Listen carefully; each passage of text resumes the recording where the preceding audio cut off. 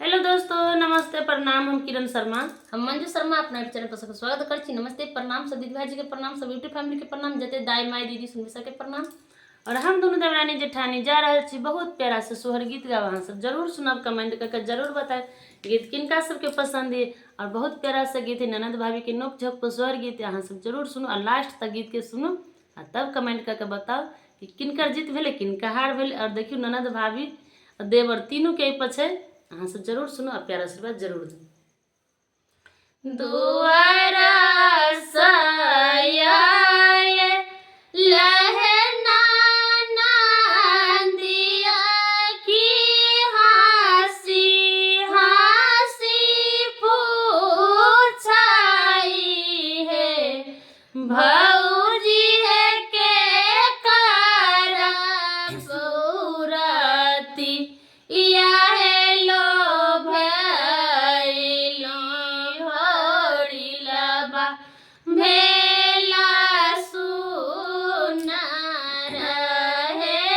भौजी है के करा सुरती या है लो भेलो होरिलबा भेला सुनार है, दुआरा सयाए लहना नदिया की हंसी हंसी पूछती है, भौजी है के करा सुरती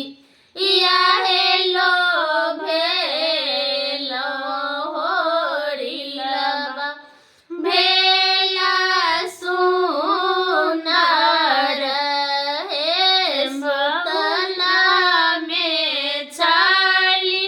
यही महालिया की पिया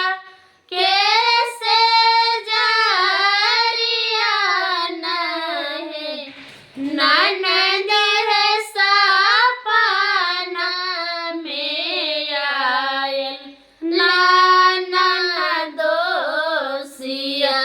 होरिलबा भेला सुनार है, ननद है सपना में आयल नाना दोसिया होरिलबा भेला सुनार है, दुआरा सा आयल देवरबा हंसिए बात पूछत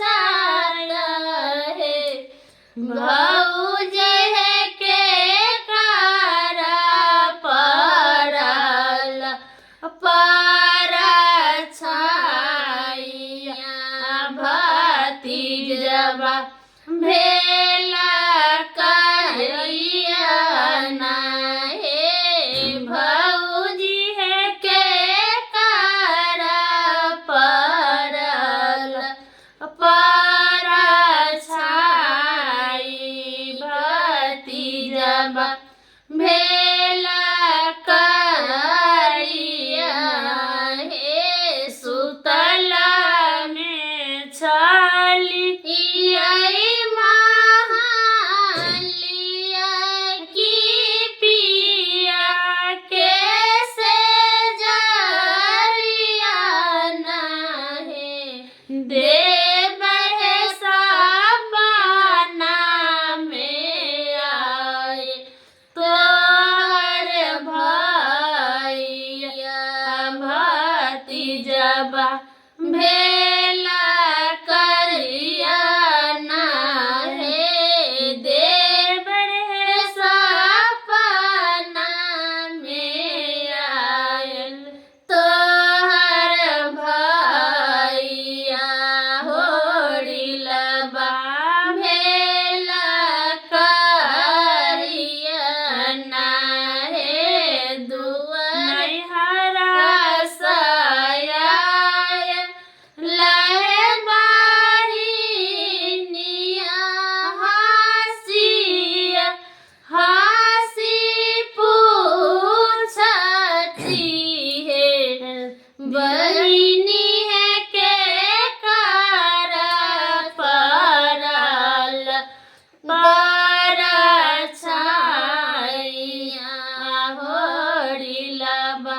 भेला हीरो नाहे बहिनी है के कार परल अपर छाया होड़िलबा भेला हीरो नाहे सुतला में छाली यही महालिया की पिया कैसे जारिया नाहे बहिनी है सपना में आयल बहनोइया होड़िलबा भेला हीरो नाय बहिनी